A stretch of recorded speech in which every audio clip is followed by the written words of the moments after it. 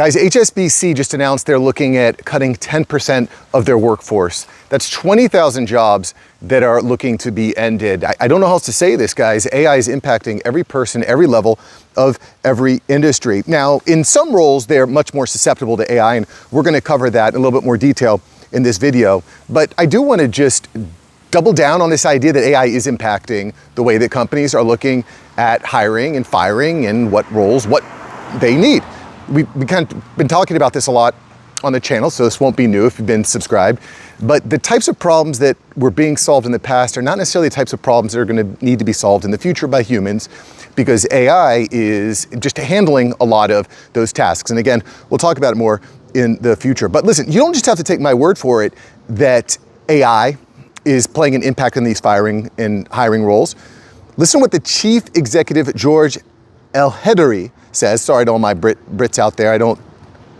It's a tough one. Anyway, he said that they are examining how AI technology might reduce staffing requirements in back and middle office functions. Now, and again, they haven't come right out and said exactly who they're firing, but they're giving some context clues. And on top of that, the HSBC CFO, Pam Kaur, said that the bank sees AI as a significant opportunity to cut costs and boost productivity. Again, AI is definitely playing a major role here, guys. I don't know how else to say it.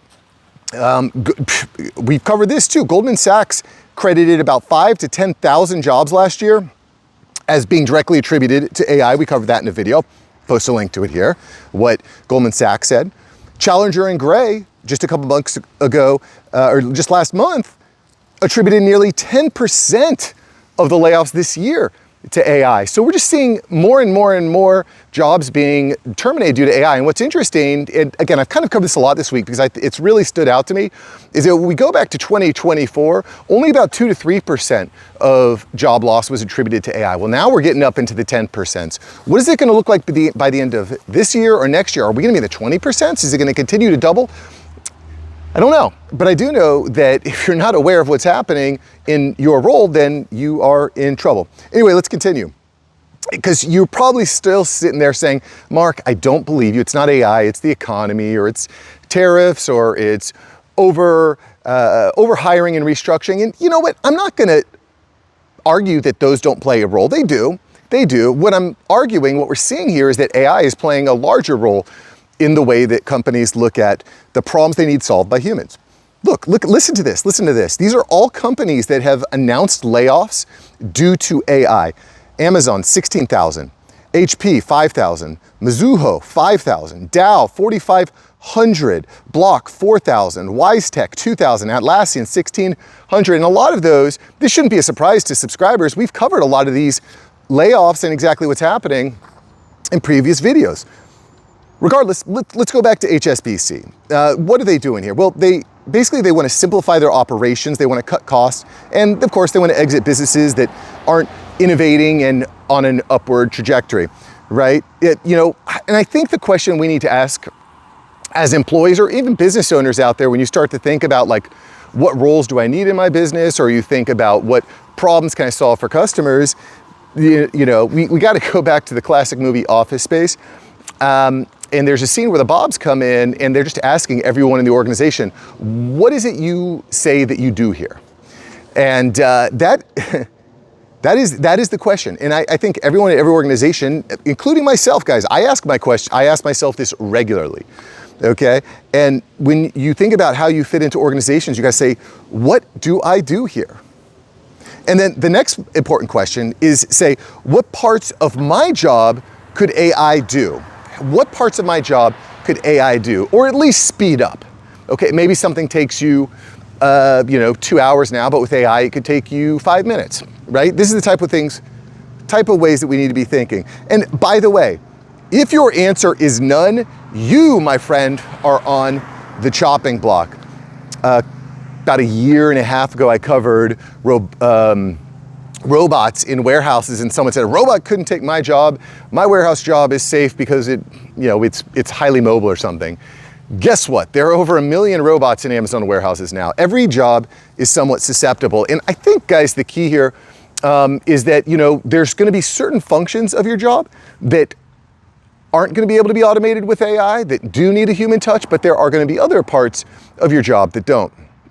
And so I think that's when you're thinking, that's the way I'm thinking. It's like, okay, what are the places in my job that AI can't replace, and what are the parts that AI can replace? And let me actually get ahead of it so that I can adapt those tools now, so that I can know where my strengths are. And that, guys, that at the end of the day is really the reason for this channel. It's not to doom and gloom you and scare you. It's to say, it's to kind of open your eyes and think about, okay, this is what's happening at these different companies. This is what's happening in the marketplace. Let me think about where my value really lies. What are some skills that I need to improve upon so that I can remain relevant, respected, and financially free? But let's go back to HSBC and kind of analyze what roles are most at risk. So they're looking at non-client facing roles as being the most high risk. So again, relationships matter. That is, I think, a very important thing moving forward. Your relationships matter. I've talked about this often. Call someone you haven't spoken to in a while. Make sure that you guys are good. Someone you respect, give them a call, say what's up, see what they're working on. I actually just got on a call with someone last night who was part of a mastermind that I had been leading a couple years ago. He was a member, really sharp guy, just doing some amazing things with AI, with spreadsheets. He's really good with webhooks, connecting things together. I've been very, very impressed with him. And we just kind of got on a spur of the moment call last night. I reached out to him and we started talking. We're working on a project together. We're going to be putting together a workshop on how to build your own app using AI. And, you know, when he showed me what he's working on, I was very impressed. I'm like, you know, you should do a workshop. He's like, hey, Mark, why don't we work on it together? I'm like, cool, let's use Claude. Let's focus in on it. So anyway, if you want more information on that, that'll be coming soon. But we've already selected a date. I'm not gonna announce it yet, but it's coming very soon. Next month, we're gonna be putting on a workshop, on how to use AI to build out your, how to use Claude more specifically, how to use Claude to build apps, how to automate workflows, how to be kind of like an all-star in your organization. To me, important. So anyway, I'll certainly be announcing more information on that. So yeah, non-client facing roles. And again, an old relationship rekindled led to an opportunity. That's where we want to be thinking. So let's go just a little bit deeper here. When we say non-client facing roles, we're talking back office stuff, IT, accounting, marketing, HR. And what these companies are going to do is they're not going to get rid of everyone. They're going to get rid of probably a lot of the middle managers that are expensive and bloated, and they're going to get rid of a lot of the entry-level labor that's not needed. Again, I can use AI to scrape websites, to do research, write marketing campaigns, write emails, write blogs, social media posts. I can connect them through all the different softwares using Claude. I can automate them, and I can basically do all this work that historically had been done by a team member, and I can do it basically myself, maybe with one assistant. I can manage all this stuff. It completely transforms the way that we operate. I've been unbelievably impressed by how good Claude is. More and more impressed every day. In addition to that, something we've also covered at a bit of length is customer service. The CFO has suggested that AI could be deployed across customer service, which isn't something new. We saw that with Salesforce last year. We covered that in a video. We saw that with Klarna. We're seeing a lot of companies doing that. And there are quality control issues there. One of the things that we've also seen with mass layoffs on customer service is, oops, we went too far. We got to hire people back. There is that balance, right?